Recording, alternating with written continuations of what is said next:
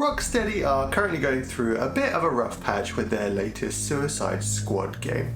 It took 7 years to develop, but it received a lot of criticism when it was first shown for the gameplay and the fact that it would be a live service looter shooter. They did take it back to the drawing board a little, they changed the combat up, but now, less than 6 months after release, the game has peaks of less than 500 players on Steam, and I don't think too many people are surprised by that. Jump back to the mid-2010s though, and Rocksteady was in the middle of its absolute high point with the Batman Arkham games. These were a huge hit, and today we're talking about the final game in the series, Arkham Knight. Arkham Knight also had a bit of a spotty release with bugs and optimization issues, but nearly 10 years later, can we play it on Steam Deck? Is it possible to relive Rocksteady's glory days in that handheld form factor that we all love? Let's find out. Starting off then, there's no launcher for this game thankfully, so we'll just go straight on to performance. Now, originally Arkham Knight wasn't verified on Steam Deck, leading a lot of people to think that the game just wouldn't play on here at all. Last year though, that rating was changed to the green tick that we all love, but even with that verified status, performance can vary wildly from game to game.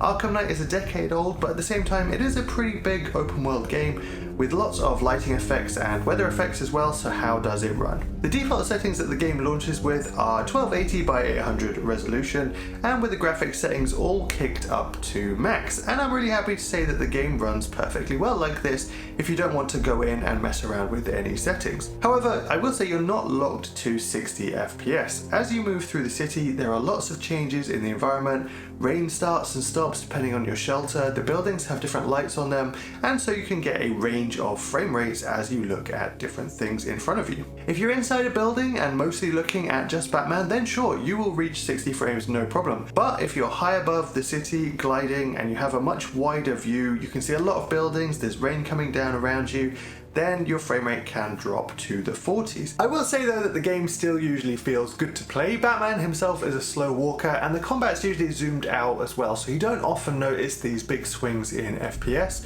The only time really that you do notice it are occasions where, for example, maybe you're grappling and suddenly the FPS drops while you're grappling and you're moving at speed, so you might notice it then, or similarly while driving. On the whole though, you could definitely do a whole playthrough like this, I think, or if you don't like the variation, then you can use the Steam Deck limiter to lock it to 40 frames per second and keep things a little bit smoother. Now, if you'd rather play with a higher frame rate instead, then you can lower the settings to bring things closer to 60 FPS more consistently, but even at low settings, I did find that it was never a locked 60. You could hit it most of the time, but there were dips here and there. It is a very dense open world, but still I was a little bit surprised by this. I mentioned before that the game is nearly a decade old, so I did think that you'd be able to sort of lock in that 60 frames. On the other hand, when you do lower the graphics settings, I don't notice a huge difference visually, so it might just be that the power required on these lower settings isn't different enough that you can then get that 60 frames per second locked constantly. I will say that the game looks great no matter which graphics settings you play on, and so I found that most of the time I just left them on that default high settings. With this game, the changing frame rate didn't bother me too much. Normally I don't like that, but for some reason with Arkham it's not really been a huge deal to me. And with these settings I was consistently getting around 2.5 hours of battery life on an OLED model, which I was very happy with. A couple of other things to talk about with graphics. There are some additional settings under the NVIDIA Gameworks section. 2 of these you can change and 2 of them are blanked out. My guess is that the blanked out ones are due to the Steam Deck having an AMD graphics solution, but even the 2 that you can change, I didn't notice any difference toggling them on and off again. They're supposed to give you better rain and better light shafts, but I didn't see a difference at all, so I just left those off. Finally, because this is an older game, I did try running it at 1080p as if you were going to play it docked, and it does run pretty well, although you sort of do have to accept that you're probably going to be playing at the lower end of the frame rate. I don't think it's too bad. You're seeing the footage on the screen now. I did do a few different missions all at 1080p, and I didn't find myself wishing for a higher frame rate at any point, so I think that's really positive. If you like to play your Steam Deck docked on a TV, you should be able to have a good time with this game doing that. One of the things that I always say I really like about the Steam Deck is that sleep and suspend mode, and it works pretty well in Arkham Knight as well. Being an older game, there's no always online requirement, and in fact there's not really any kind of online connectivity at all, all, unless you're really interested in leaderboards. It does have a little bit of a long boot up time though. There's lots of different logos and you can skip these, but then there's also a few different menus that you have to click through before you actually get into the game.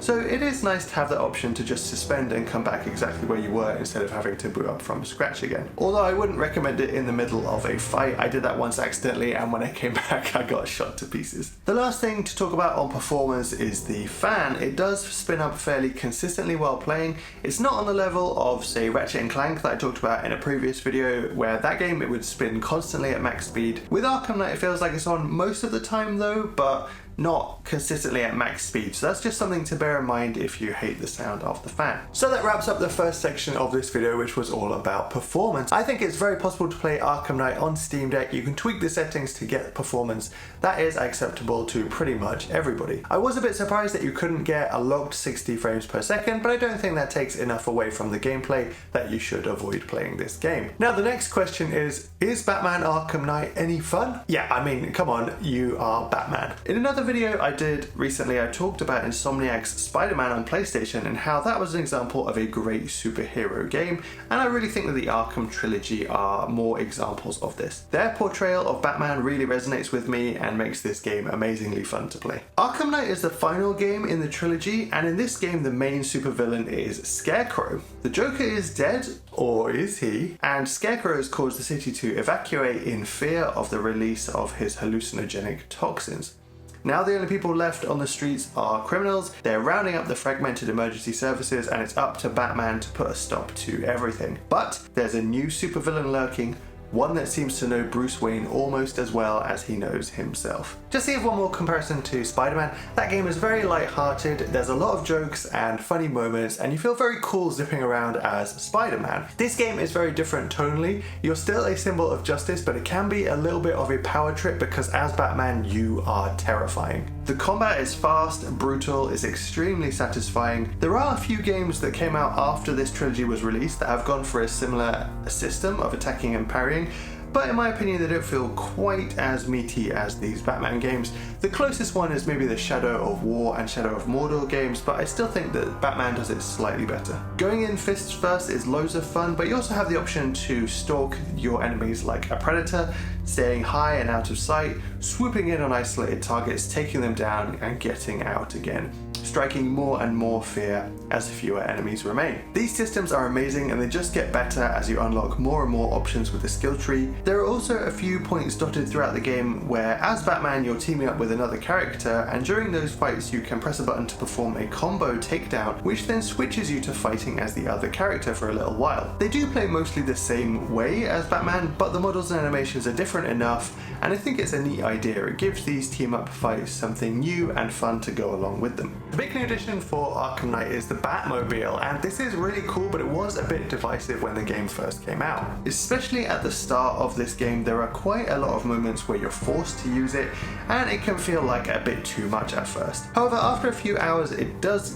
become less shoehorned in, and it more becomes a tool that you can use when you want, but you aren't forced to quite as much. I will say that it feels good to drive. I like gliding and ziplining around the city, but I also enjoy the driving. It's fast and it can do ridiculous corners, but hey, you're not playing this game for realism, and that handling does increase the fun factor. I've talked about the setup for the story in this game already. I've played all of the Arkham games at this point, and I've really enjoyed the story for all of the ones before this, and Arkham Knight is no different. Now, I am a superhero fan, and I have been even before the rise of the Marvel movies, but I think that these stories can be enjoyed by anybody. You don't just have to be really into comic books. Sure, you do have those fantastic elements, the heroes and villains, the powers, but there are also very human parts to the story as well. Batman's constantly taking too much on himself. He's trying to protect those that he cares about, but in doing so, he's alienating them somewhat. He struggles with guilt over things that happen, and there are times that you can tell he is just tired of being Batman. There's a really good cast of villains to go along with this, lots of twists and turns in the story,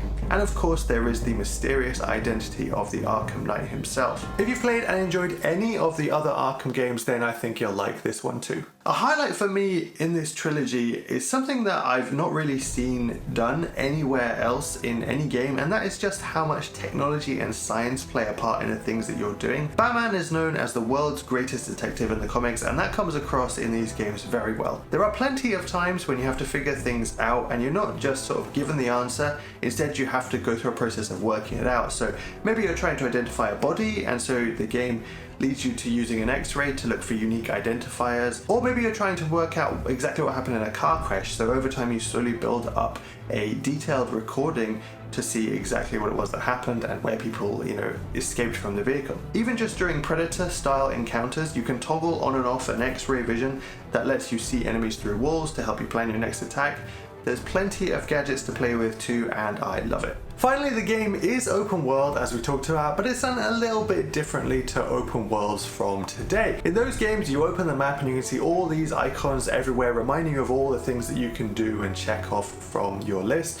But in Arkham Knight, instead, you have a mission wheel. Now, each of these points on the mission wheel is a set of objectives that tells a story centered around a particular character or an investigation that you're carrying out. The top one is the main story, and you can always continue that, but the more you play, the more side stories on the mission wheel you unlock, and you can pick from these as well. I won't spoil them all, but one of these is a series of missions to rescue some kidnapped firefighters, and on the other hand, another one is to investigate a strange bat-like creature that's been seen roaming the skies. These side missions are not always all available at once, so using my other example, if you haven't come across any clues or hints to the locations of any of the missing firefighters, then instead you just sort of get this generic objective to try and find them. But as you get further into the game, there are always some of these side quests available to do, so it's not very often that you're locked into just doing the main story if you want to explore more of what the game has to offer. There are also a bunch of Riddler trophies and puzzles scattered all over the map to find and figure out if you're into collectibles, but that's not really my thing, so I haven't delved too deep into them. So, should you play Batman Arkham Knight on Steam Deck? Hopefully I've given you enough information to answer that question. I think this game is a ton of fun to play,